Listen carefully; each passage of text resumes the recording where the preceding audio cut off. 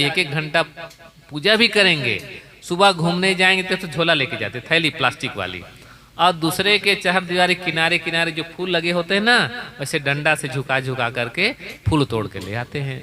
पूछे भाई फूल क्यों तोड़ते हैं? कहे महाराज जी भगवान को चढ़ाने के लिए। तो भगवान को चढ़ाने के लिए चोरी का माल क्यों लेते हैं?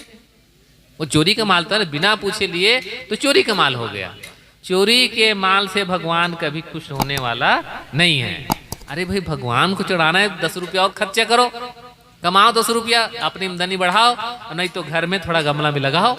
भगवान इतना आपको प्रिय है, भगवान की पूजा करते हो तो मेहनत से अपनी कमाई का लगाओ। चोरी का माल नहीं चढ़ाना चाहिए। चोरी का माल जो चढ़ाएगा उसको फल भोगना पड़ेगा। कबीर साहब ने कहा है, बोया पेड़ बबूल का आम कहाँ से खाए, और कबीर कमाई आपनी निष्फल कभी न जाए। जो कमाई करोगे चोरी वाला करो, चोरी का फल भोगना पड़ेगा। तो इसलिए चोरी का मान नहीं, बिना पूछे किसी का सामान नहीं लेना।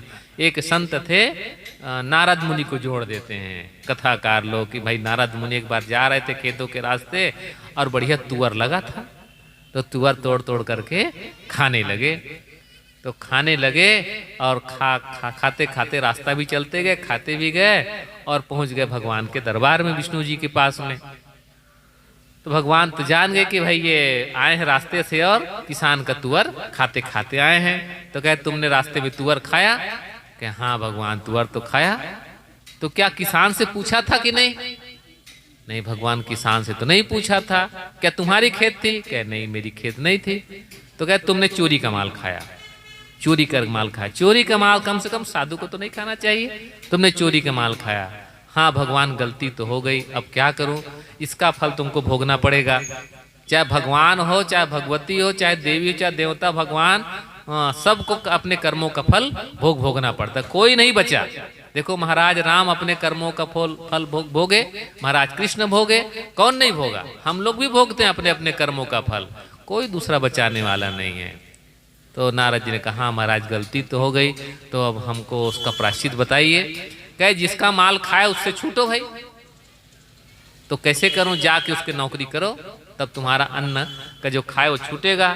तो भेज दिया किसान के पास। किसान के पास गया, कहे कि अन्न देवता आप अन्न उपजाने वाले, आपसे बिना पूछे मैंने आपके खेत का अन्न थोड़ा खा लिया, तो भगवान ने हमको प्रायश्चित के लिए भेजा आपका नौकर बनने के लिए, मेरे को काम बताइए। अरे कहे भगवान आप संत हैं, कोई बात नहीं, खा ली खेती, तमाम लोग खाते पीते रहते हैं, नहीं भगवान की आज्ञा हुई है और हमको आप काम बताइए। तो किसान ने कहा अच्छा भाई भगवान ने भेजा है तो हमारे खलिहान की रखवाली करो, खलिहान की रखवाली करो। उनके रखवाली में लगा दिए। 4 दाना अन्न खाए थे, अब वह नौकर बन के रखवाली कर रहे हैं। रात में वो किसान का ढेर लगा था अन्न का, रात में 4 चोर आए बोरा धर धर के, अब बोरा भर भर के ले जाने लगे। अब रखवाली में थे साधु महात्मा, क्या जाने अब उसको। अरे कहे हम लोग 4 हैं, कुछ बोलेगा तो अभी धर दबोच देंगे, कुछ बोल ना पाए सन। बस वही एक बात कहते थे, अरे इतने में इतना, इतने में कितना, इतने में इतना, तो इतने में कितना। तो ये बार बार यही सुने चोर लोग, ये बाबा क्या कहता है, इतने में इतना, इतने में कितना है। कहे बाबा क्या कहते हो? एक ही बात कहा, अरे इतने में इतना, इतना में कितना, अरे बात तो बताओ तो भला। तो उन्होंने कहा अरे देखो भाई किसान का मैंने 4 दाना अन्न खाया और उसके फल में मैं यहाँ पर नौकरी कर रहा हूँ, चौकीदारी कर रहा हूँ, और तुम लोग भर भर के बोरा ले जा रहे हो, तो कितना फल पाओगे उसका। तो उसका इसीलिए मैं दुखी होकर कहता हूँ इतने में इतना, तो इतने में कितना। अब चोरों को बात समझ में आ गई, बाबा तो बात सही कहता है। कह रहे बाबा क्षमा करो, सब ला देते, सब ला दिया और कहा हमको भी आप अपने शरण में लगा लीजिए। एक संत की शरण में देखो उसका जीवन ही बदल गया। अब फिर किसान आए, देखे मामला थोड़ा इधर उधर पड़ा था, कहे कैसे हुआ महाराज जी, क्या बात है, बताए सब बात। कहे महाराज आपने हमारा सब चुका दिया, अब आप छुट्टी, आपकी छुट्टी, आप जाइए भजन करिए और आपकी चौकीदारी खत्म, हमारा से लेना देना खत्म हो गया। तो देखो किसी का चोरी का माल लेंगे तो चोरी का माल भगवान भी पसंद नहीं करता। अपनी मेहनत का दो, अच्छी कमाई का दो, भले थोड़े दो, कोई बात नहीं है, लेकिन चोरी का और बिना पूछे किसी का लेना, ये अपने स्वभाव में ऐसा लाना चाहिए कि बिना पूछे नहीं लेना है। ये चोरी का माल कहा जाता है। जो साधक होगा, संत होगा, वो तो और बहुत सावधान रहता है। ये मन पता नहीं कहाँ कहाँ थोड़ा थोड़ा डिगा देता है।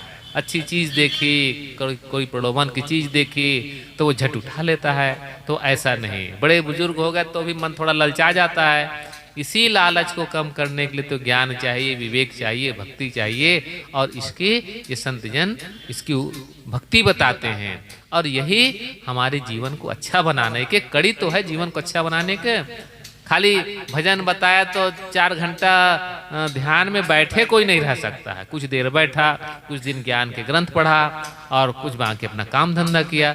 काम धंधा करो लेकिन मन हमारा पवित्र रहे। कबीर साहब ने 2 प्रकार की साधना बताई, एक व्यवहार की साधना और एक परमार्थ की साधना। व्यवहार की साधना क्या है? निर्विकार मन हो, मन में हमारा विकार ना हो। और ध्यान पूजा के समय का समाधि बताई निर्विचार हो। निर्विकार और निर्विचार। निर्विकार का मतलब मन में किसी प्रकार का विकार न आए। काम कर रहे हैं, झाड़ू लगा रहे हैं, भोजन बना रहे हैं, दफ्तर में काम कर रहे हैं, लेकिन मन बिल्कुल पवित्र है, मन में किसी प्रकार का विकार नहीं, वो भी पूजा हो गई। उठत बैठत कबू न छूटे, ऐसी तारी लागी, कबीर साहब ने वो भजन में बताया। ऐसा हमारा काम होना चाहिए कि उठते बैठते चलते फिरते जो भी काम करें पूजा के समान हो। वही हमारी असली पूजा। जो कुछ करो सो पूजा। साहब ने नाली सफाई के लिए कहा कि नाली साफ करते कोई बात नहीं है, मन हमारा वो पूजा मानो ना भाई। झाड़ू लगाएं तो पूजा मान करके, भगवान को भोग लगाएं तो पूजा है ही, लेकिन अपने परिजनों को भोजन खिलाएं तो उसको भी देवी देवता मान कर खिलाएं। मन हमारा कितना पवित्र होगा। पवित्र भाव से किया गया सब काम ये पूजा है। तो मैंने कुछ बातें कही और हमारे बीच में पूज्य श्री विचार साहब जी विराजमान हैं और आपके भी आशीर्वचन हम सबको मिले, ऐसी मैं आशा करता हूँ। उसके पश्चात पूज्य साहब जी जीवन प्रबंधन पर जो कल की बाकी बात है वो बताएंगे। तो मैं अभी निवेदन करता हूँ पूज्य श्री विचार साहब जी से कि आप अपने गंभीर विचारों से हम सबको लाभान्वित करने की कृपा करें। माइक लगा दो भाई बड़े साहब को।